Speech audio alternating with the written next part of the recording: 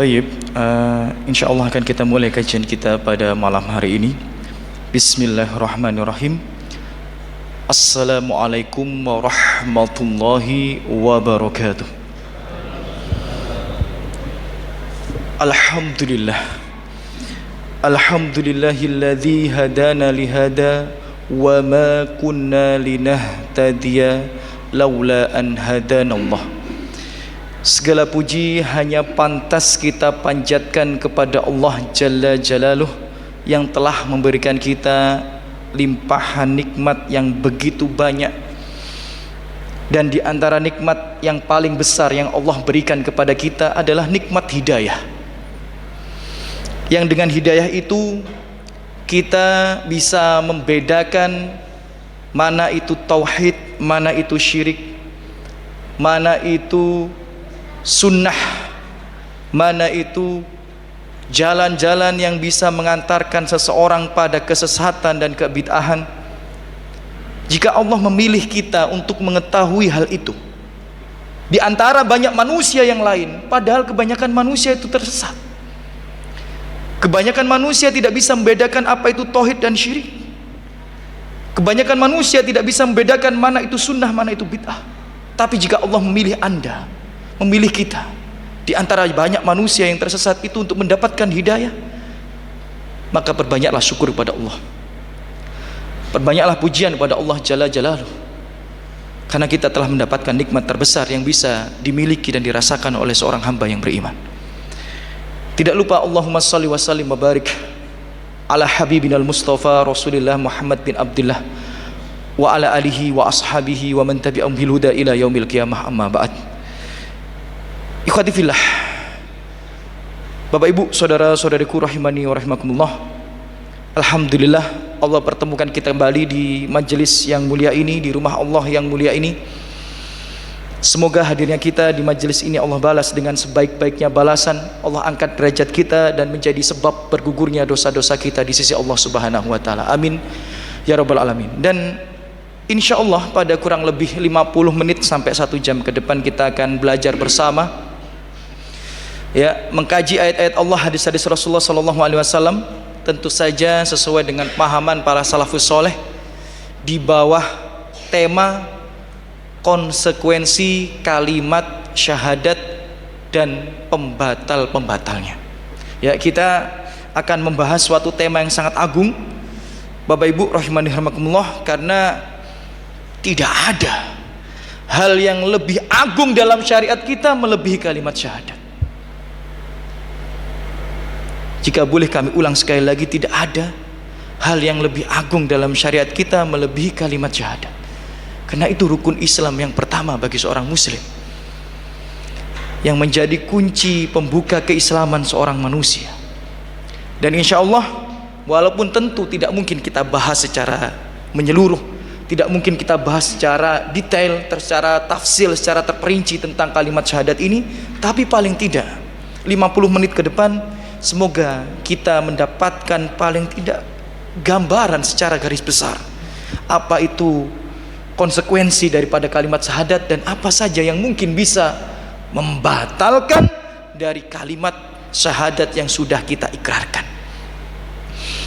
Bapak Ibu rahimani wa rahimakumullah, jika kita berbicara tentang kalimat syahadat, Bapak Ibu, ya, jika kita berbicara tentang kalimat syahadat itu memiliki keutamaan yang sangat-sangat luar biasa.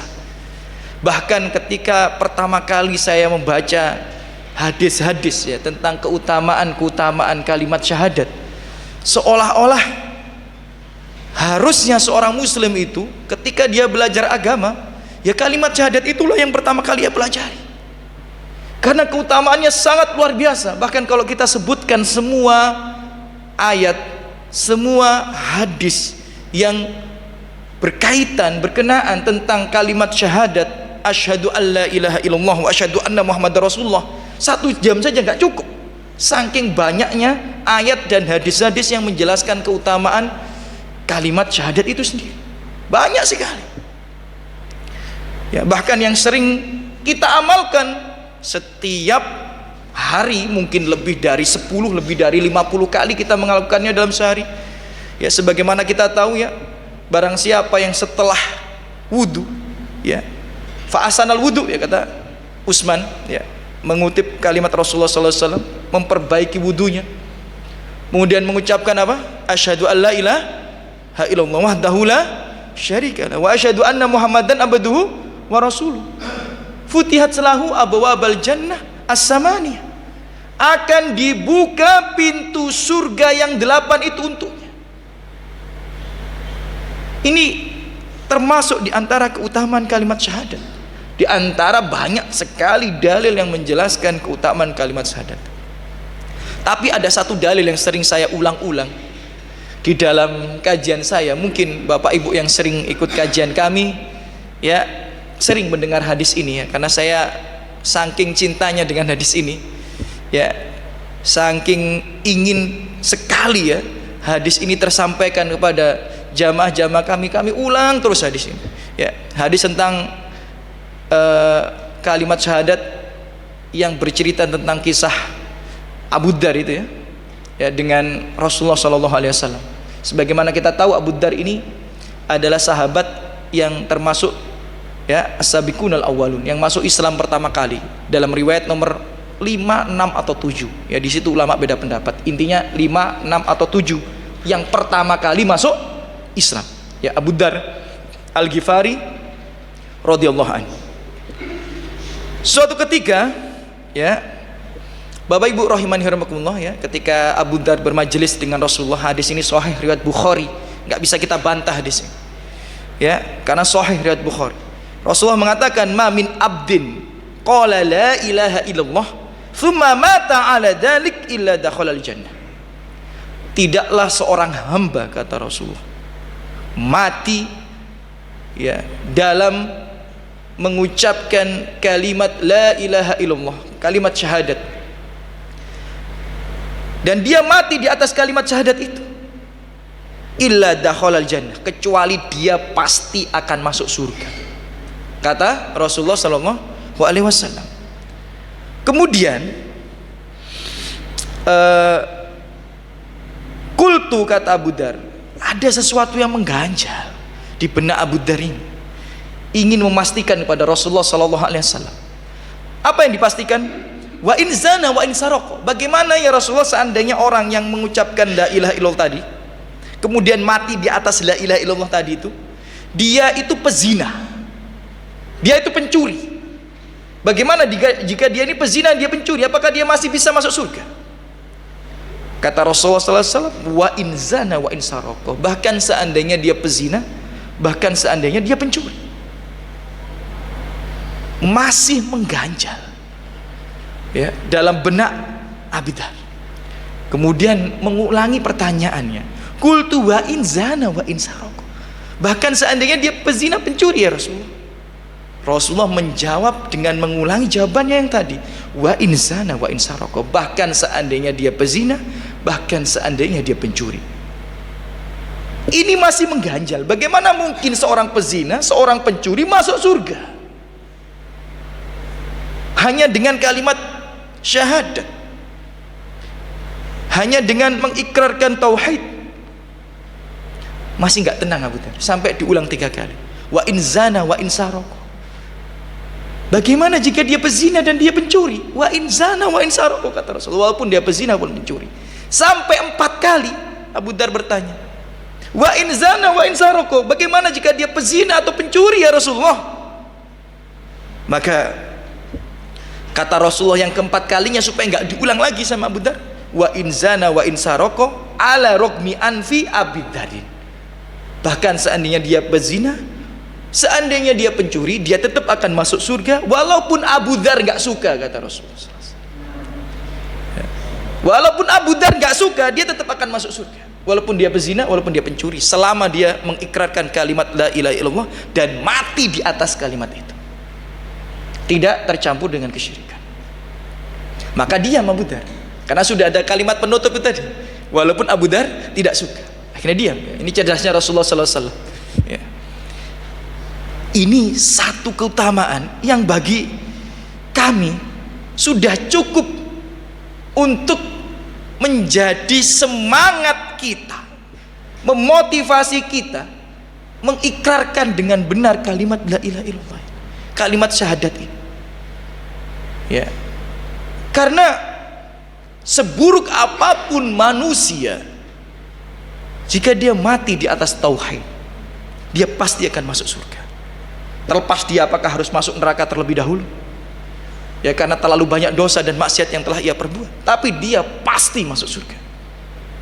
Karena orang masuk surga kan 3 macam. Ada yang masuk surga tanpa hisab, tanpa adab, sebagaimana hadis Ukasyah itu. Ada orang masuk surga dengan hisab tanpa adab, seperti tafsir surat Al-Qari'ah itu. Ya, dan ada orang yang masuk surga dengan hisab, dengan adab, ya, karena dosanya terlalu banyak. Ya, sebagaimana ya di tafsir Asy-Syu'ara, ya, tafsir Al-Qari'ah juga, dan beberapa ayat yang lain. Nah, kalau orang itu banyak dosanya, ya mungkin dia akan masuk neraka terlebih dahulu. Tapi kalau dia mati di atas tauhid, dia pasti akan masuk surga. Sebaliknya, sebaik apapun manusia, kalau dia tidak mengikrarkan kalimat la ilaha illallah atau syahadat dengan baik dan benar, ya nggak akan mungkin bisa masuk surga. Nggak akan mungkin bisa masuk surga. Innahu may yusyrik billah faqad haramallahu alaihil jannah. Siapa yang mati belum tobat dengan dosa syiriknya, atau mati dalam keadaan syirik, Allah mengharamkan atasnya surga, sampai diberikan penekanan lagi. Wa ma'wahun nar, tempatnya neraka. Namanya orang diharamkan surga pasti tempatnya neraka, tapi Allah sebutkan supaya ditekankan ini, penekanan taukid itu kalau dalam bahasa Arab. Tidak cukup dengan itu, tambah lagi wa malidh dhalimina min ansor. Orang yang berbuat syirik itu tidak ada satupun penolong yang bisa memberikan syafaat kepadanya. Makanya Abu Thalib tidak mendapatkan syafaat dari Rasulullah. Ibu Rasulullah dalam hadis riwayat Muslim nggak mendapatkan syafaat, makanya Rasulullah menangis. Bapaknya Nabi Ibrahim nggak dapat syafaat, istrinya Nabi Nuh nggak dapat syafaat, anaknya Nabi Nuh nggak dapat syafaat,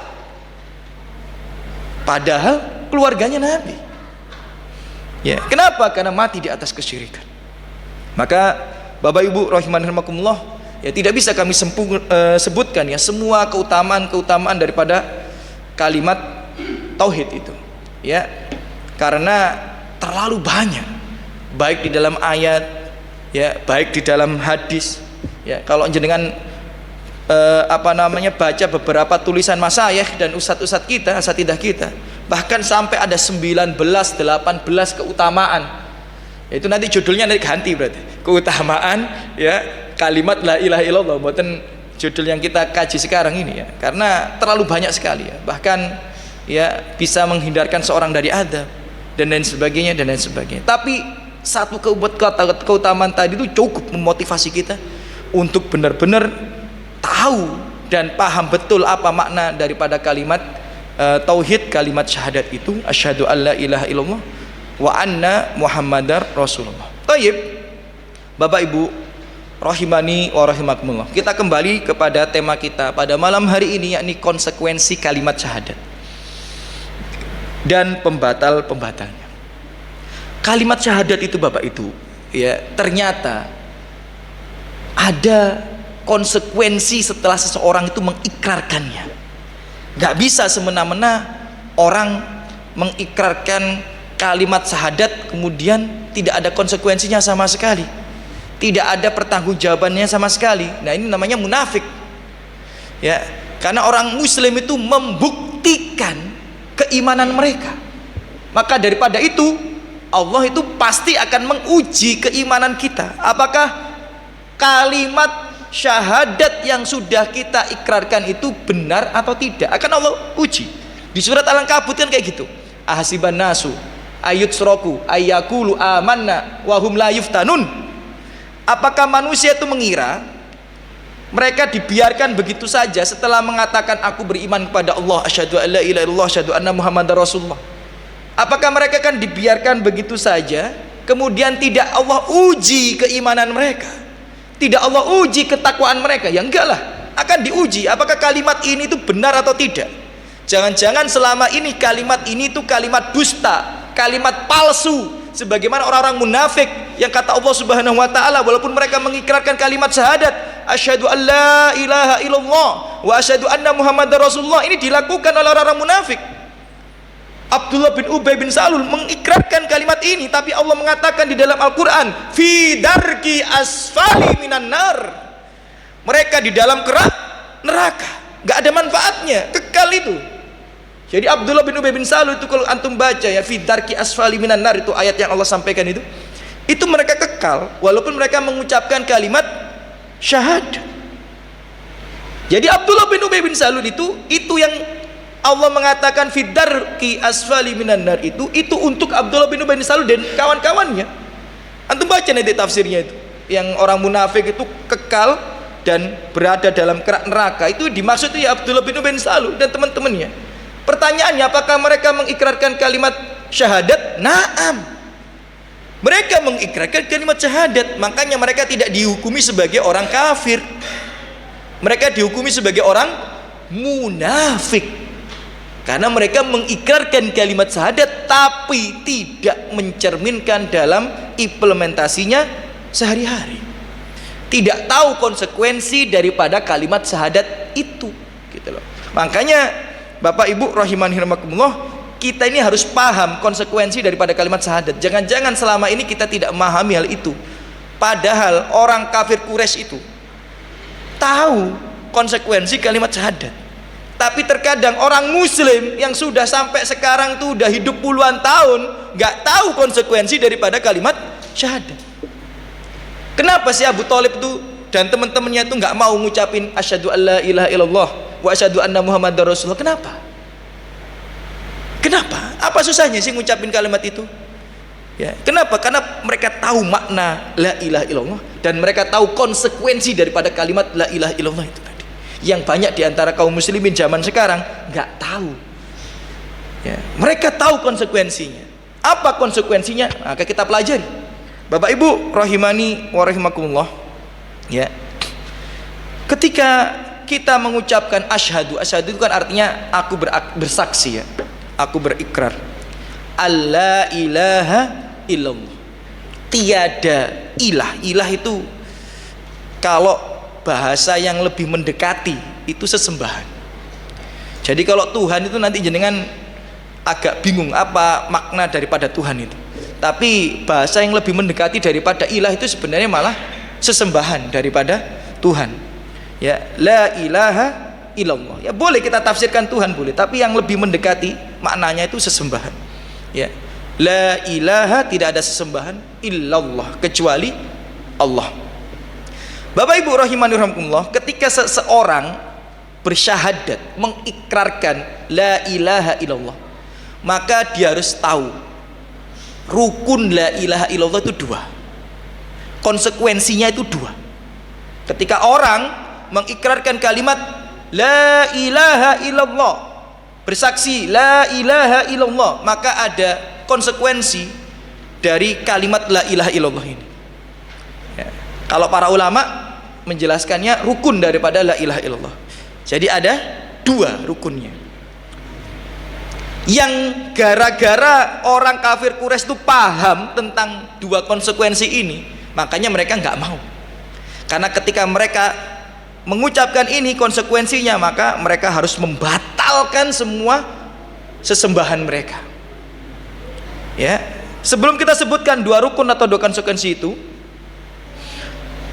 tafsir daripada kalimat la ilaha illallah adalah tidak ada sesembahan yang berhak disembah kecuali Allah Subhanahu wa taala. Itu tafsir daripada la ilaha illallah. Jadi la ma'buda bihaqqin illallah. Tidak ada sesembahan yang berhak disembah kecuali Allah Subhanahu wa taala. Kenapa? Karena kalau kita cuma mengatakan tidak ada Tuhan, nah wong setiap agama itu punya Tuhannya masing-masing. Kalau kita mengatakan tidak ada sesembahan, wong orang itu juga punya sesembahan yang lain-lain, gitu ya. Maka yang benar adalah tidak ada sesembahan yang berhak disembah, yang benar kecuali Allah Subhanahu wa taala. Maka konsekuensinya itu nanti ada dua. Ya. Apa konsekuensi yang pertama? An-nafs. Ya, kalau bahasa kita an-nafi gitu ya. An-nafi itu apa? Peniadaan. Ya. Peniadaan. Jenengan kalau belajar bahasa Arab tuh la, terus setelahnya itu illa. Nah, itu namanya peniadaan. Ya, an-nafyu itu namanya kalau jenengan bahasa Arab gitu ya. Jadi penyebutan kalimat tidak dulu, kemudian setelahnya nanti ada penyebutan kecuali. Nah, jadi biasanya tidak dulu, kemudian kecuali. Nah, ini berarti peniadaan di sini. Ya, jadi nggak ada, harus ditiadakan semuanya. Ya, jadi an-nafyu itu peniadaan. Ya, apa yang ditiadakan? Ya sesembahan. La ilaha, ya tidak ada sesembahan yang berhak disembah. Jadi konsekuensinya itu harus meniadakan semua sesembahan. Kemudian konsekuensi yang kedua adalah an-nafyu isbat, ya, al-isbat, yakni penetapan. Setelah peniadaan, konsekuensi yang kedua adalah penetapan. Apa yang ditetapkan? Illallah, kecuali Allah. Jadi ada dua konsekuensi, dua rukun. Yang pertama itu an-nafsu, itu adalah meniadakan semua sesembahan. Kemudian isbatnya, penetapan adalah menetapkan bahwa hanya Allah sesembahan itu tadi. Nah, kembali lagi, kenapa kok orang kafir Quraisy Mekah nggak mau ngucapin ini? Ini kan kalimat sederhana nih ya. La ilaha illallah kan kalimatnya sederhana sekali loh. Abu Thalib nih loh, Bapak Ibu, dalam hadis riwayat Bukhari. Dalam hadis riwayat Bukhari ini loh. Ya, ketika sakarat Rasulullah itu hadir mendampingi Abu Thalib. Kemudian berkata, "Wahai pamanku, ya, qul la ilaha illallah." Ucapkan la ilaha illallah. Kalimah uhaju laka biha indallah. Wahai pamanku tercinta, ucapkan kalimat la ilaha illallah. Dalam riwayat yang lain kalimat asyhadu an la ilaha illallah. Satu kalimat saja kata Rasulullah. Nanti di akhirat aku akan mati-matian menjadi hujah untukmu. Kan enak ini. Cuma mengucapkan apa? La ilaha illallah. Kenapa mereka itu nggak mau? Abu Thalib nggak mau, Abu Lahab nggak mau, Abu Jahal nggak mau, dan abu-abu yang lain nggak mau. Kenapa ini? Ya, karena tadi itu mereka paham ketika mengucapkan la ilaha illallah mereka harus meniadakan semua sesembahan, dan yang dijadikan sesembahan hanya Allah saja. Mereka nggak mau karena itu adalah menghapus semua warisan leluhur mereka. Bayangkan jenengan baca hadis riwayat Bukhari.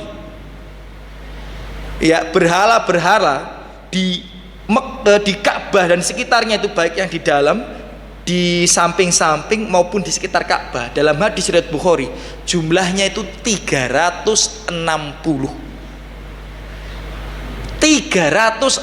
berhala.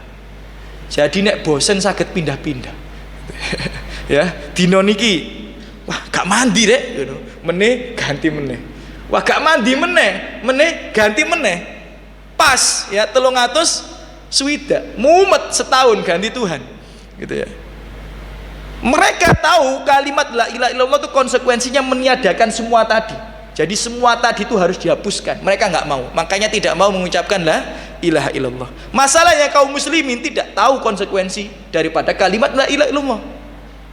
Mereka mengucapkan la ilaha illallah, tapi tidak tahu bahwa ketika mereka mengucapkan la ilaha illallah, mereka harus menghapus semua sesembahan selain Allah.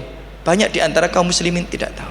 Tapi justru orang jahiliyah, orang kafir Quraisy itu tahu, maka mereka nggak mau. Jadi Bapak Ibu rahimakumullah, perlu diketahui ya, tadi kan saya sampaikan ada dua konsekuensi, ada dua rukun. Dua ini harus terpenuhi. Salah satu tidak terpenuhi batal. Ya, syahadat la ilaha illallah kita ini batal. Contoh misal, Anda tidak menetapkan Allah sebagai sesembahan, ya batal la ilaha illallah anta. Ya, antum mengucapkan la ilaha illallah, ya percuma antum asyhadu an la ilaha illallah, tapi ditanya Tuhan itu ada apa enggak ada, yang percuma, batal. Karena ketika kita mengucapkan la ilaha illallah harus ada isbat, harus ada apa? Penetapan Allah itu sebagai Tuhan, sebagai Rob, sebagai sesembahan kita. Jadi orang kalau ngomong la ilaha illallah, la ilaha illallah, la ilaha illallah, Tuhan itu ada apa enggak? Aku ragu, ya batal. Ya, karena harus ada penetapan. Ya. Selain ada penetapan, yang pertama tadi apa? Harus ada peniadaan. Jadi selain Allah harus ditiadakan. Kalau ada orang menetapkan Allah sebagai Tuhan, sebagai sesembahan, tapi dia menetapkan sesembahan yang lain, sama saja la ilaha illallahnya batal. Dalilnya apa? Terlalu banyak dalilnya. Kalau kita sebutkan semua, waduh, sampai gak nutut ini 1 jam nih. Saking banyaknya dalil itu yang menunjukkan kalau orang itu beriman kepada Allah tapi masih beriman kepada sesembahan yang lain, itu batal ya syahadat la ilaha illallahnya. Contoh dalam surat Yunus ayat 31, Bapak Ibu, ya. Dalam surat Yunus ayat 31 ini menjelaskan ya bahwa orang musyrik Mekah itu, mereka itu menganggap Allah itu sebagai Rob mereka, Allah itu sebagai Tuhan mereka, tapi mereka tidak meniadakan sesembahan yang lain, maka mereka dihukumi sebagai kafir Quraisy. Kenapa kok mereka dikatakan kafir Quraisy padahal mereka percaya Allah? Karena mereka tidak meniadakan Tuhan yang lain. Misal ini saya bacakan di surat Yunus ayat 31 ya. Kul man yarzuqukum minas sama'i wal ard. Siapa yang memberikan rezeki untuk kalian dari langit dan dari bumi? Amman yamliku sam'a wal absor. Siapa yang menguasai pendengaran dan penglihatan? Wa ma yukhrijul hayya minal mayyit. Siapa yang menjadikan kehidupan itu dari kematian? Wa yukhrijul mayyita minal hayy, dan menghadirkan kematian dari kehidupan. Wa man yudabbirul amr, dan siapa yang mengatur semua urusan? Abu Lahab, Abu Jahal, Abu Thalib, semua musyrik Mekah, kaum kafir Quraisy, kalau ditanya pertanyaan ini jawabannya sama. Fasayaqulu nallah, mereka akan menjawab Allah. Jadi kira-kira kalau ditanya siapa yang memberikan rezeki dari langit, siapa yang memberikan rezeki dari bumi, ya, yang mengatur semua urusan, yang menjadikan kehidupan dari kematian, menjadikan kematian dari kehidupan, jawabnya mereka Allah. Pertanyaannya, mereka ini percaya sama Allah apa tidak? Lu percaya berarti. Kenapa mereka dikatakan kafir Quraisy? Ya karena mereka selain percaya sama Allah, mereka percaya sama Lata, sama Uzza, sama Manat, sama patung-patung yang lain yang jumlahnya 360 itu tadi.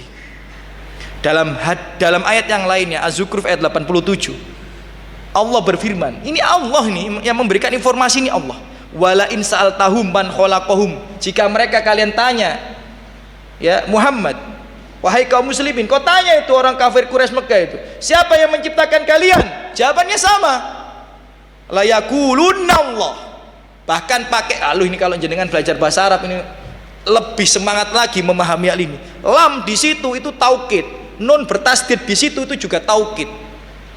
Jadi itu menunjukkan mereka itu sangat yakin dengan jawaban ini. Jadi ketika mereka ditanya siapa yang menciptakan kalian, mereka akan sangat yakin dengan jawaban ini. Jadi seolah-olah kalau dalam bahasa Indonesia, sungguh yang menciptakan kami Allah. Jadi nggak pernah mereka mengatakan yang menciptakan kami Lata, yang menciptakan kami Uzza, yang menciptakan kami Manat. Nggak pernah mereka menjawab seperti itu. Jadi mereka itu masih meyakini yang menciptakan mereka itu siapa? Allah Subhanahu wa taala. Dan banyak ayat yang lainnya, ayat yang lainnya yang menjelaskan hal itu. Banyak dalil yang lainnya yang menjelaskan hal itu. Tapi pertanyaannya, syahadat yang mereka kerjakan, yang mereka seandainya mengucapkan syahadat yang seperti itu, ya, apakah bisa menyelamatkan mereka dari siksa api neraka? Tidak. Kenapa? Karena tidak ada konsekuensi peniadaan sesembahan selain Allah Subhanahu wa taala. Jadi harus dua, Bapak Ibu. Kalau kita hanya menetapkan Allah saja, tidak ada peniadaan selain Allah Subhanahu wa taala sebagai sesembahan, maka tetap batal kesyahadatan kita, atau ya kalimat la ilaha illallah yang kita ikrarkan itu batal karena ada 2 konsekuensi itu, ya. Dan semua ibadah kita sia-sia. Ya, itu yang mengerikan, ya. Jadi mengerikan sekali orang itu, Bapak Ibu. Ya, kalau syahadat la ilaha illallahnya itu batal karena tidak mengamalkan 2 rukun dan 2 konsekuensi daripada syahadat itu, semua amal-amalnya akan hilang. Walaupun mereka haji, walaupun mereka umroh, walaupun mereka sholat puluhan tahun, sia-sia. Karena Allah yang menjelaskan hal itu. Dalam firman Allah Subhanahu wa taala, Allah berfirman, ya a'udzubillahi minasyaitonir rajim, wa laqad uhiya ilaika wa ilal ladzina min qablik. Telah kami wahyukan wahai Muhammad kepadamu dan kepada umat-umat sebelummu. Jadi ketetapan ini sudah ada dari umat-umat sebelum Rasulullah sallallahu alaihi wasallam. Ketetapan ini hanya berlanjut pada umat Rasulullah kita ini. La in asyrakta, kata Allah, la yahbatonna amaluk. Seandainya engkau jatuh ke dalam kesyirikan, tentu saja syirik besar yang dimaksud, la yahbatonna. Lam di sini taukid, nun bertasydid itu taukid juga. Ya, seperti saya sampaikan tadi, kalau ada lam sama nun bertasydid itu ada penekanan sampai 2 kali. Jadi sungguh pasti kami akan hapuskan seluruh amal kalian. Kenapa? Karena jatuh dalam syirik besar, menyekutukan Allah dengan sesembahan yang lain, seperti yang dilakukan oleh kaum kafir Quraisy. Semuanya sia-sia. Jenengan bangun masjid, jenengan bangun pondok pesantren, jenengan sedekah ratusan juta, nggak akan ada manfaatnya kalau Anda jatuh ke dalam kesyirikan. Maka di sini saya bacakan bagaimana kita tidak percaya. Ini hadis riwayat Muslim ini. Ini hadis riwayat Muslim menjelaskan orang musyrik Mekah itu haji. Kita aja yang hadir di sini lebih banyak yang belum haji daripada yang sudah haji. Di sini ada syarat Muslim itu mereka haji, dikatakan di sini mereka tawaf, kemudian mereka mengucapkan kalimat talbiyah, labbaik Allahumma labbaik, labbaik la syarikan illa syarikan huwalak. Cuma beda talbiyahnya sama kita, ya. Jadi kalau mereka talbiyahnya itu kan labbaik Allahumma labbaik, ya Allah ya Tuhan kami memenuhi panggilanmu. Labbaik la syarika, kala baikan kita kalau gitu ya. Kalau mereka enggak, labbaik la syarikan, ya Allah kami penuhi panggilanmu, engkau yang tidak ada sekutu. Ada tambahannya, illa syarikan, kecuali sekutu yang engkau kehendaki gitu. Ya, jadi supaya tidak membatalkan 360 berhala-berhala tadi itu, ya, ketika mereka talbiyah ditambahi illa syarikan huwalaka, kecuali sekutu yang engkau kehendaki gitu. Ditambahi kayak gitu. Nah, ini Bapak Ibu rahimakumullah membuat hajinya mereka sia-sia. Jadi Abu Lahab niku haji, Bapak Ibu. Abu Jahal niku haji. Abu Thalib niku haji. Untung Abu Jahal mboten orang Indonesia. Kalau dia orang Indonesia bisa dipanggil haji Abu Jahal gitu, ya, sama haji Abu Thalib, ya. Untung bukan orang Indonesia ini, ya, makanya nggak dipanggil haji dia, ya kan? Nah, nggak ada gelar haji walaupun sudah haji mereka. Kita ini banyak yang belum haji, dia sudah haji. Buktinya ini hadis riwayat Muslim. Masa kita tolak hadis riwayat Muslim? Sudah haji mereka. Cuma hajinya bisa mengantarkan mereka ke surga? Bisa mengantarkan mereka ke surga? Nggak bisa. Padahal haji itu keutamaannya yang sangat besar. Orang haji itu dilahirkan seperti orang haji itu seperti dilahirkan kembali. Dosa-dosanya hilang semuanya. Kalau mabrur, ya, dapat balasan pahala surga, ya. Ya, tidak ada balasan ilal jannah kata Rasulullah. Tapi apakah mereka masuk surga? Justru kalau kita meyakini Abu Jahal di surga, kafir kita malah. Padahal Abu Jahal haji. Tapi kalau kita meyakini Abu Jahal di surga, kafir kita. Ya, kalau kita meyakini Abu Thalib di surga, ya kafir juga bisa kita nih. Karena kan hadisnya penjelasannya jelas, mereka di neraka selama-lamanya. Ya. Maka Bapak Ibu rahimakumullah, ya, itu 2 konsekuensi, ya kan? Dan rukun daripada kalimat syahadat alla ilaha illallah, tiada sesembahan yang berhak disembah kecuali Allah Subhanahu wa taala. Jadi harus ada nafyu dan isbat. Nafyu itu peniadaan. Jadi orang cuma isbat doang, menetapkan doang tanpa peniadaan, maka batal. Maka daripada itu Bapak Ibu rahimanirahmatullah, perhatikan jangan sampai kita jatuh pada kesalahan yang sama yang dilakukan oleh orang kaum kafir Quraisy Mekah, yang mereka sudah capek-capek haji, mereka sudah capek-capek sedekah. Loh, banyak orang kafir Quraisy Mekah itu ahli sedekah loh. Ahli sedekah. Antum kalau baca perang Badar itu ceritanya, banyak orang kaum kafir Quraisy itu yang membantu Rasulullah ketika Rasulullah ini kesulitan. Antum baca ya, tapi bukan di sini tempat pembahasannya. Ya nanti antum baca. Jadi Rasulullah itu sebelum perang Badar itu ada beberapa list nama yang nggak boleh dibunuh. Jadi orang perang Badar itu kan karena ada yang karena agama, ada yang karena kesukuan, ada yang karena kalau nggak ikut nanti dianggap cengeng gitu ya, penakut dan sebagainya. Tapi mereka ikut perang Badar, ada kurang lebih 1000-an lebih, ya kan? Nah di situ Rasulullah tuh udah ngelis nama. Nanti antum baca tuh Sirah Nabawiyah, buku Sirah Nabawiyah di rumah antum itu. Rasulullah tuh udah ngelis nama orang-orang kalau antum ketemu di perang Badar jangan dibunuh. Dan beberapa di antaranya itu adalah nama-nama yang membantu Rasulullah ketika Rasulullah susah. Jadi Rasulullah ketika diboikot, ketika mboten saged dagang, ketika kelaparan, itu masih dibantu secara sembunyi-sembunyi. Jadi yang bantu mboten hanya Abu Thalib, tapi ada beberapa list nama di situ. Antum baca di Sirah Nabawiyah. Nah, tapi ketika para sahabat nemui list ini, disuruh pergi, kamu pergi. Rasulullah nggak boleh ngelarang kami, nggak boleh bunuh kamu pergi gitu. Cuma dia tuh nempel terus sama temennya. Lah gimana metani tiang naik pas perang? Ya mboten saged ya bres ya mati akhirnya. Nah, ini nanti baca itu ya di Sirah Nabawiyah itu. Ya, itu menunjukkan bahwa orang kaum kafir Quraisy yang ikut perang Badar nggak semuanya musuh Rasulullah secara dohir, malah bantu Rasulullah ketika di Mekah. Cuma mereka mati dalam keadaan kafir karena belum bersyahadat. Ya, pertanyaannya, membantu Rasulullah di saat susah, lo pahalanya mboten usah diragukan Bapak Ibu. Ya, bantu manusia saja di saat susah pahalanya surga. Napa meneh membantu Rasulullah di saat susah. Bantu Rasulullah nih di saat susah nih, yang ngenyangkan perut Rasul di saat lapar, ya harusnya dia berhak di surga dong. Cuma karena dia tidak meniadakan sesembahan selain Allah, dia Tuhannya Allah, tapi tidak meniadakan Tuhan yang lain, ya di neraka dia. Padahal harusnya dia ini kalau pahalanya dibanding kita, seandainya dia muslim, mungkin kita kalah.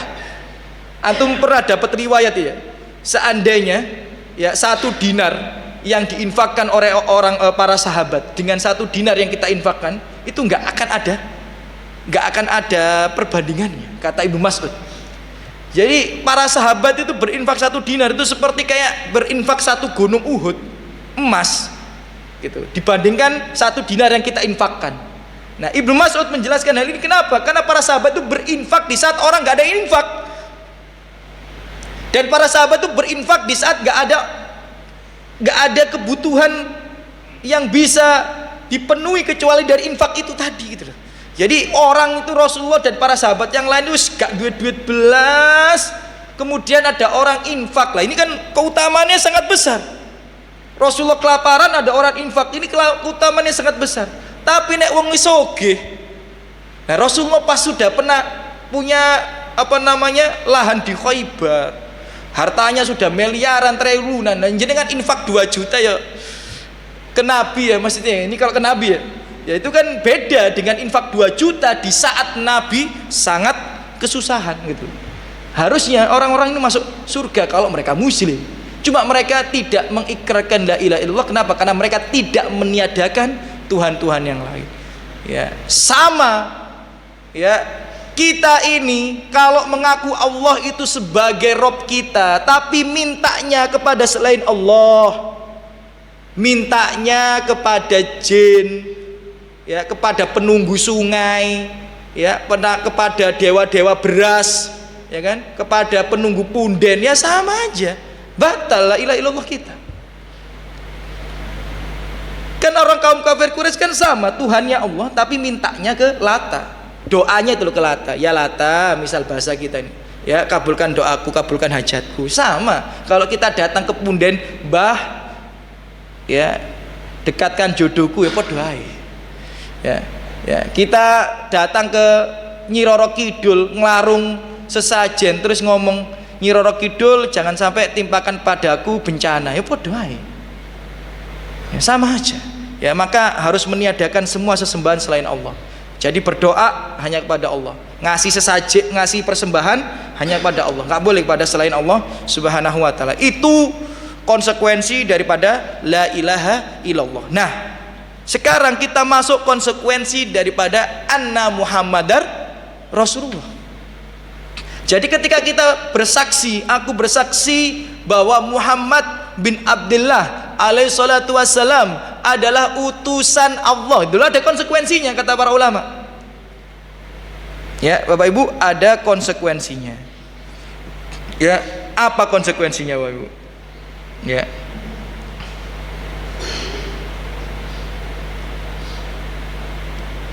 Konsekuensinya ada 4, ya. Konsekuensinya ada 4. Jadi seseorang itu kalau sudah bersyahadat bahwa Muhammad itu adalah utusan Allah, ada 4 konsekuensinya. Yang pertama, ya, yang pertama itu ta'atuhu fima amar. Kata para ulama, ya. Ta'atuhu fima amar. Apa artinya? Ya, mentaati Nabi Muhammad SAW, Rasulullah SAW terhadap apa yang diperintahkannya. Ta'atuhu fima amar. Jadi kalau kita mengaku, loh, Nabi Muhammad SAW adalah utusan Allah, berarti kalau beliau memberikan perintah, kita taat.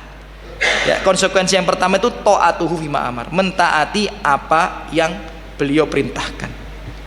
Nanti akan ada ucapan, Ustadz, kita ini kan manusia, banyak salah. Kalau mentaati Rasulullah, ya kita ini sering nggak taat sama Rasulullah SAW. Ya, sering kita ini nggak taat sama Rasulullah SAW. Ya, ibu-ibu keluar rumah nggak pakai kaos kaki, ya nggak taat sama Rasulullah. Ya, ibu-ibu keluar rumah pakai parfum, suos, sampai semua orang yang ibu-ibu lewati langsung keliyang. Ini nggak taat sama Rasulullah. Ya, jadi pakai parfum untuk menghilangkan bau badan monggo, tapi untuk menarik perhatian laki-laki yang bukan mahram tidak. Laki-laki kita ini salaman dengan yang bukan mahram, ya sama, nggak taat sama Rasulullah SAW. Tidak menundukkan pandangan, ya sama, nggak taat sama Rasulullah SAW. Nah ini gimana ini Ustaz? Katanya konsekuensi daripada syahadat anna Muhammad Rasulullah itu adalah taat kepada yang Rasulullah perintahkan. Tapi kita ini banyak sekali kadang-kadang nggak taat, ya, kadang-kadang nggak taat. Bagaimana? Nah ini makanya penting untuk memahami apa yang disampaikan oleh para ulama. Jadi terkadang kita memahami Al-Quran, memahami hadis, kalau dipahami dewe sesat kan. Kita butuh bantuan untuk memahami itu. Makanya ya kalau dalam Ahlus Sunnah wal Jamaah kaidahnya kan, ya, Al-Quran dan As-Sunnah sesuai dengan pemahaman para salafus soleh. Ya, kenapa? Karena nggak sesuai dengan pemahaman salafus soleh, ya sesat kita. Orang Khawarij itu dalilnya Al-Quran, orang Khawarij itu dalilnya hadis, tapi sesat mereka karena mereka tidak menjadikan sahabat sebagai rujukan, ya maka sesat mereka. Ya, jadi kembali lagi kata para ulama, ta'atuhu fima amar ini mentaati Nabi Muhammad SAW terhadap apa yang diperintahkan. Ya, kalau kita taat 100% itu nggak bisa memang, karena kita manusia. Kullu bani Adam khoto, setiap anak Adam ini pasti pernah berbuat salah, menyelisih perintah Rasulullah SAW. Ya, tapi kita, kata para ulama, ya kalau jenengan baca firman Allah Subhanahu wa taala itu, wa ma atakumur rasulu fakhuduhu wa ma nahakum anhu fantahu. Apa yang Rasulullah sampaikan kepada kalian, arahkan pada kalian, perintahkan pada kalian, ambil ya. Apa yang Rasulullah larang, ya jauhi. Di sini ya emang ada kaidah Bapak Ibu, ya fattaqullaha mastata'tum, bertakwalah pada Allah sesuai dengan kemampuan yang kalian bisa. Inti daripada taat terhadap apa yang Rasulullah SAW perintahkan itu, jangan membangkang. Nah, ini yang perlu kalian kita garis bawahi. Ya. Jangan membangkang. Karena ketika Anda membangkang bisa batal syahadat Anda. Saya ulang sekali lagi ya. Bedakan tidak mengamalkan dengan membangkang. Saya ulang sekali lagi biar nggak salah paham. Bedakan tidak mengamalkan perintah Rasulullah dengan membangkang perintah Rasulullah. Ya, kalau kita Rasulullah memberikan perintah, ambil aja. Usaha untuk mengamalkan. Seandainya Anda tidak bisa mengamalkan, jangan membangkang. Karena ketika Anda membangkang, itu bisa membatalkan syahadat Anda. Membangkang Allah dan Rasulnya, Rasulullah SAW itu bisa membatalkan syahadat. Membangkang loh ya, bukan tidak mengamalkan, beda. Ya, karena taat itu nanti bisa dibagi menjadi dua, ada yang mengamalkan, ya, ada yang tidak membangkang. Ya, kalau jenengan membangkang itu termasuk tidak taat, tapi yang bisa membatalkan syahadat. Tapi kalau tidak mengerjakan, tergantung dosanya, bisa jadi dosa besar, bisa jadi dosa kecil, tergantung perintahnya. Saya kasih contoh. Banyak dalil yang menjelaskan hal ini, tapi kalau kita bahas semua, seperti saya sampaikan tadi ya, tidak bisa kita bahas semuanya, waktu kita akan terbatas. Kita pahami secara garis besar. Jangan baca nanti di surat An-Nisa yang halaman yang nomor 3 yang paling bawah itu. Ya. Ya, di surat An-Nisa halaman yang ketiga yang paling bawah. Apa kata Rasulullah kata Allah ya, kata Allah dalam Al-Qur'an. Wa may ya'sillah wa rasulah wa yata'adda hududah yudkhilhu naron khalidan fiha. Ya, siapa yang membangkang Allah dan Rasulnya, mohon maaf ya, wa mayasilah, siapa yang menyelisih ini ya, siapa yang menyelisih Allah dan Rasulnya, maaf saya salah ya, wa mayasilah, siapa yang menyelisih Allah dan Rasulnya, ya, wa mayasilah wa rasulah wa yata'adda hududah, ini dia, membangkang perintah-perintahnya. Jadi selain dia itu menyelisihi, tidak mengamalkan, dia juga apa? Membangkang. Nah, pembangkangan inilah yang menyebabkan dia yudkhilhu naron khalidan fiha, dimasukkan ke neraka selama-lamanya. Pertanyaannya, orang yang masuk neraka selama-lamanya ini siapa? Orang muslim apa orang kafir? Orang kafir. Orang muslim tadi kaidahnya sudah kita baca di awal, gak mungkin di neraka selama-lamanya. Walaupun dia di neraka ribuan tahun, puluhan ribu tahun, urusan Allah Subhanahu wa taala atas kehendak Allah terhadapnya, itu hak prerogatif Allah. Kalau dia banyak maksiat itu urusan Allah. Tapi kalau dia memang mentauhidkan Allah, sudah menjadi sunatullah, masuk surga dia. Nah, ini kok bisa dia ini di neraka selama-lamanya? Berarti dia kafir, berarti syahadatnya batal. Kenapa? Wa yata'adda hududah, membangkang. Jadi kalau menyelisih tok niku mboten masuk neraka selama-lamanya. Tergantung dosanya saja. Kalau dosa besar ya pelaku dosa besar, dosa kecil ya pelaku dosa kecil. Tapi kalau membangkang di neraka selama-lamanya. Ayat ini Bapak Ibu, sebagaimana yang kita tahu, menjelaskan tentang pembagian waris sesuai syariat Islam. Jadi jenengan baca An-Nisa halaman kedua, An-Nisa halaman yang ketiga atas niku Allah ngasih tahu loh, membagi waris kayak gini loh. Kalau Anda punya anak perempuan cuma satu, dapat jatahnya setengah. Sebagian yang lain buat saudara-saudari Anda. Kalau Anda punya anak perempuan dua, nggak punya saudara laki-laki, berarti dapat jatah 2/3. 2 dan setelahnya ya jumlahnya 2/3. Tapi kalau Anda punya anak laki-laki ya sudah, ya saudara-saudari Anda nggak dapat apa-apa. Yang dapat siapa? Ya anak Anda doang. Perbandingan 2/1 laki-laki, anaknya ibu istrinya 1/8. Itu diatur. Setelah itu Allah menjelaskan wa may yuti'illaha wa rasulah, siapa yang taat Allah dengan Rasulnya dijanjikan surga. Maksudnya bagi waris sesuai syariat Islam. Dan siapa yang tidak bagi waris sesuai syariat Islam, kemudian membangkang, maka kafir dia. Bedakan, ada dua orang. Orang yang pertama ya diajak bagi waris sesuai syariat Islam, nggak mau dia. Tapi kalau ditanya, "Loh, kenapa kamu nggak mau? Bukankah Allah dan Rasul yang ngatur kayak gini?" Iya, Allah dan Rasul ngaturnya gitu. Tapi kalau ngikuti aturan iku olehku titik, misal. Ya, dapatnya berapa? Dapatnya sedikit dia. Ya, jadi dia tahu kalau aturan Allah dan Rasulnya kayak gitu memang. Tapi kalau diikuti dapatnya sedikit. Nah, ini pelaku dosa besar. Pelaku dosa besar. Ya berhak neraka pelaku dosa besar, tapi kan nggak kekal selama-lamanya. Tapi beda dengan orang yang kedua. Loh, kamu kenapa kok nggak bagi waris syariat Islam? Jawaban dia apa? Itu akal-akalannya yang Arab. Ya, itu aturan zaman biyen apa kok ngapain kok diterapkan zaman sekarang? Ya, ini membangkang. Dalam artian tidak mau mentaati mengambil perintah dari Allah dan Rasulnya. Nah, ini kafir dia. Jadi perempuan kalau dua orang sama-sama tidak pakai khimar itu jilbab bahasa kita. Jadi jilbab itu sebenarnya bahasa serapan yang kurang tepat ya. Kita pikir itu jilbab itu penutup kepala dan rambut sampai dada itu jilbab. Padahal kalau bahasa Arab itu namanya apa?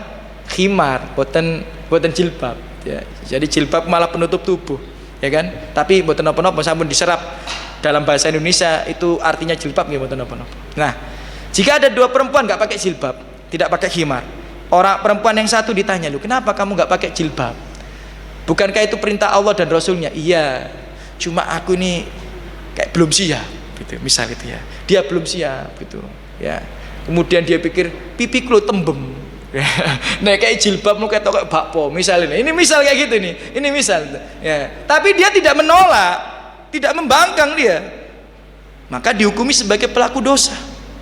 Dosa nggak dia? Ya dosa dia. Orang yang kedua ditanya, "Loh, kenapa mbak kok nggak pakai jilbab?" "Iku budaya Arab. Kok sampean gelem diatur sampai wong biyen?" Misal ini, ya kan? Kita ini sudah hidup di zaman 2025 misalnya. Nah, kayak gini ini membangkang, tidak mau ngambil perintah Allah dan Rasulnya, tidak diambil. Urusan diamalkan nggak diamalkan belakangan, nanti ambil dulu. Anda yang seperti ini membatalkan ke syahadatan Anda. Ya, jadi bahaya. Intinya kalau ada perintah jupun dhisik bosone gitu ya. Urusan jenengan amalkan enggak jenengan amal belakangan. Itu yang pertama ya, ini kita percepat. Kemudian yang kedua, tasdiqu fi ma akhbar. Membenarkan apa yang Rasulullah sampaikan. Jadi Rasulullah nyampaikan apapun harus kita benarkan. Walaupun di luar nalar dan logika kita, Anda harus benarkan itu. Ya, walaupun di luar nalar dan logika Anda harus benarkan itu. Enggak boleh kayaknya Rasulullah ini gedabrus, nggak boleh nih. Ya, kafir Anda nih ngomong kayak gitu. Jadi Anda tidak membenarkan ucapan Nabi, itu bisa kafir, batal syahadat. Jadi harus Anda benarkan, walaupun secara logika itu nggak masuk. Saya ulang sekali lagi ya, walaupun secara logika itu tidak masuk akal, benarkan. Ya, benarkan. Ya. Misal ini, ya Bapak Ibu rahimakumullah. Jenengan kemarin tuh saya ngisi kajian tentang perang Khandaq gitu ya. Jadi di perang Khandaq itu ada hadis ya. Hadis riwayat Bukhari, hadis riwayat Ahmad. Ketika menggali parit, ada sahabat tuh mendapati batu besar, dipukul-pukul nggak pecah-pecah. Ya, kemudian Rasulullah ngambil palu biar saya mukul gitu. Ya, dipukul sama Nabi pukulan yang pertama, dar pecah sebagian, kemudian Nabi kayak mengkerutkan mata sebentar gitu. Kemudian Rasul mengatakan, "Utitu mafatiha al-Yaman." Jadi Allah itu telah memberikanku kunci Yaman. Maksudnya apa? Suatu saat nanti Islam ini akan menyebar sampai Yaman. Kemudian dipukul lagi, dar. Kemudian Rasulullah mengatakan lagi, Allah memberiku kunci Syam atau Romawi. Kemudian dipukul lagi, dar, hancur batunya. Yang ketiga itu Rasulullah bersabda, Allah memberiku kunci Persia. Ini secara logika nggak masuk akal. Kalau jenengan hidup di zaman Nabi, susah ngimani ini. Kenapa? Nabi ini di zaman perang Khandaq masih sering lapar dengan para sahabat. Banyak sahabat rumahnya ngemper-ngemper. Semua sahabat ini dengan Nabi di jumlah, yang laki-laki, yang perempuan, yang anak, yang tua, yang renta, yang cacat, semua di jumlah nggak sampai 10.000. Bahkan perang Khandaq itu yang ikut cuma 3.000. Itu yang seger-seger. Di jumlah kuwabe niki nggak sampai 10.000. Bagaimana mungkin bisa menaklukkan Yaman, menaklukkan Persia, menaklukkan Romawi? Romawi itu kalau perang langsung ngirim ratusan ribu pasukan. Persia itu kalau perang bisa ngirim 1 juta pasukan. Pasukannya tok nih, mboten jumlah penduduknya. Raja Persia istrinya 1000, istrinya tok loh 1000. Ini Raja Persia itu istrinya 1000, selirnya itu 1000, istrinya tok. Lah gimana Nabi yang sama sahabat cuma 3000 ngalahkan Persia yang hampir sepertiga dunia, Romawi sepertiga dunia? Kan ini nggak masuk akal. Tapi konsekuensi syahadat anna Muhammad Rasulullah membenarkan apa yang Rasulullah sampaikan. Bener nggak akhirnya? Bener kan? Bener nggak akhirnya? Bener. Persia ditaklukkan di zaman Umar bin Khattab. Yaman ditaklukkan zaman Umar bin Khattab. Romawi ditaklukkan di zaman Umar bin Khattab. Rasulullah nggak pernah berdusta. Dan semua kabar dari Rasulullah selama itu sahih harus kita benarkan, nggak boleh kita dustakan. Ya, alam barzakh, ya, yaumul hisab, yaumul mizan, ya, sirat, ya kan? Itu semua kita harus benarkan. Ya, jadi siapa yang tidak membenarkan ucapan Rasulullah, dia adalah bisa gugur syahadat anna Muhammad Rasulullahnya. Kemudian yang nomor 3, ijtinab manaha anhu wa zajar, menjauhi apa yang Rasulullah larang dan peringatkan.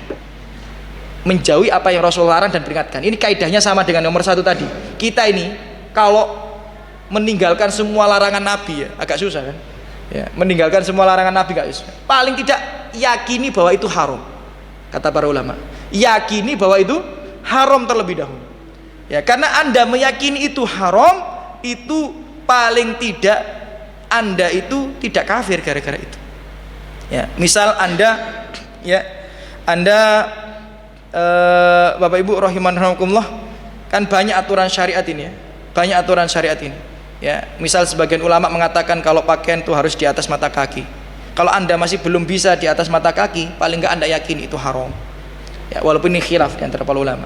Ya, ya, masalah jenggot juga, ya, masalah riba misal, ya, dan lain sebagainya. Ya, Anda yakini itu haram dulu, walaupun Anda belum bisa menjauhi hal tersebut.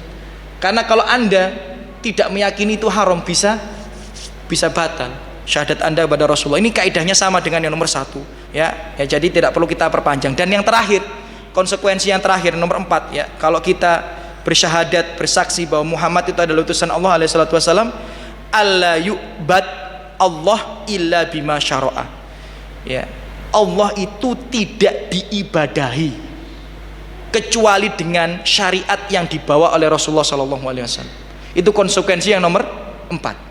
Ya, jadi konsekuensi syahadat anna Muhammad Rasulullah yang nomor 4 itu konsekuensinya kita ini punya Tuhan, punya Rob namanya Allah.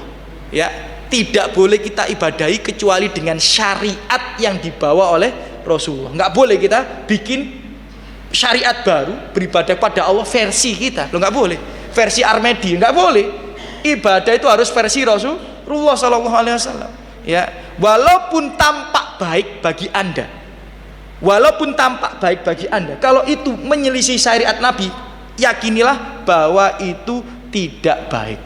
Ya, yakinilah bahwa itu tidak baik. Ini saya tutup dengan hadis, ya, riwayat Bukhari, Bapak Ibu rahimakumullah.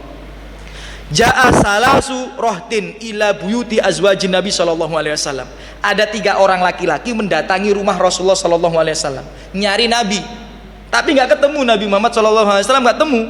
Ya, yas'aluna an ibadatin Nabi sallallahu alaihi wasallam, karena nggak ketemu Rasulullah, ketemu istrinya di luar rumah, ya, karena kalau perempuan nyambut laki-laki di dalam rumah nggak ada suaminya kan nggak boleh. Ya, istrinya di luar rumah. Kemudian 3 laki-laki ini tanya pada istrinya Nabi, bagaimana sih ibadahnya Nabi Muhammad sallallahu alaihi wasallam itu seperti apa? Dijelaskan, ka'annahum taqaluha. Kemudian mereka itu kayak melihat, loh kok biasa-biasa aja ibadahnya Nabi. Jadi mereka nggak kaget dengan ibadahnya Nabi. Kemudian mereka berkata, aina nahnu minan Nabi sallallahu alaihi wasallam. Kita ini nggak bisa dibandingkan dengan Nabi.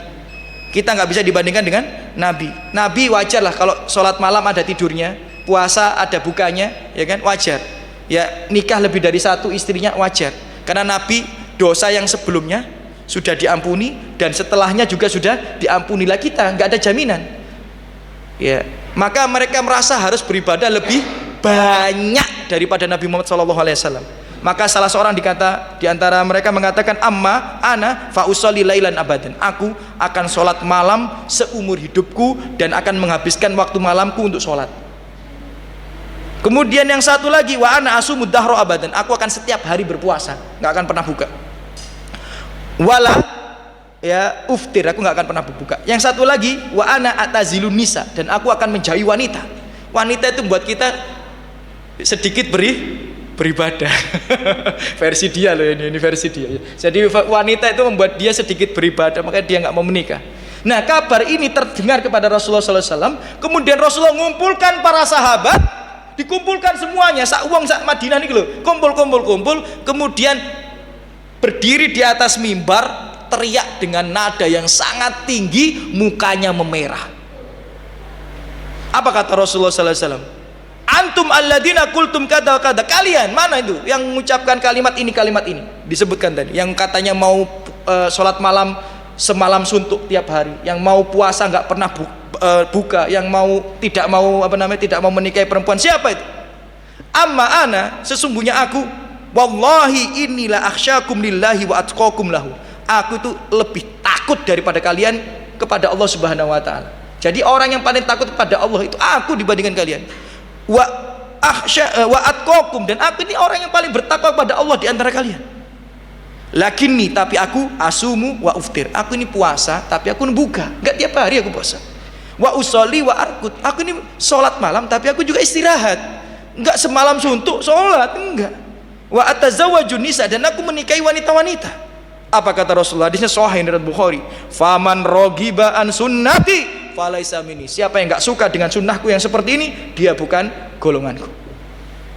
Ya, jadi konsekuensinya adalah tidak mengibadahi Allah kecuali dengan syariat yang dibawa oleh Rasulullah SAW. Maka jangan bawa syariat baru, Bapak Ibu, karena kaidahnya al aslu fil ibadah at-tahrim, hukum asal ibadah itu diharamkan.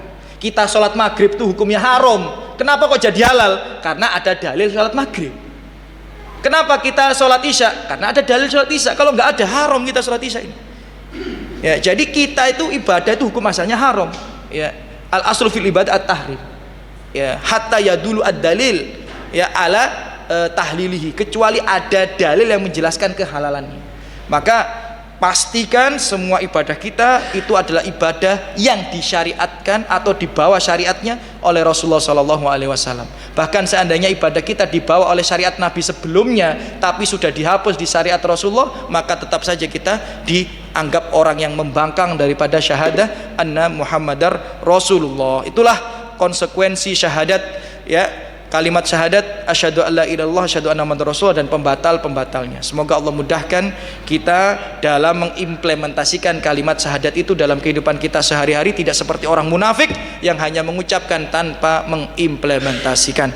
Aku lo qouli hadza, apabila ada salah kata dan sebagainya itu kurang saya pribadi, lebihnya dari taufik Allah Subhanahu wa taala. Alhamdulillah, salatu wassalamu rasulullah. Semoga yang hadir di sini Allah balas dengan sebaik-baiknya balasan, diangkat derajatnya, diampuni dosa-dosanya, dilimpahkan rahmat rezekinya. Yang masih memiliki hutang diangkat semua hutang-hutangnya Allah Subhanahu wa taala, dilunasi hutang-hutangnya, diangkat semua masalah musibah penyakit yang menimpa diri kita maupun keluarga kita. Allah berikan taufik, dimudahkan kita dalam ketaatan. Allah berikan kita hidayah, dibimbing untuk terus berada di atas kebenaran, dan Allah berikan hadiah kita berupa husnul khotimah dan dikumpulkan di surga Allah Subhanahu wa taala. Amin ya rabbal alamin. Kita tutup dengan doa kafar majelis. Subhanakallahumma bihamdika asyhadu an la ilaha illa anta astaghfiruka wa atubu ilaik. Assalamualaikum warahmatullahi wabarakatuh.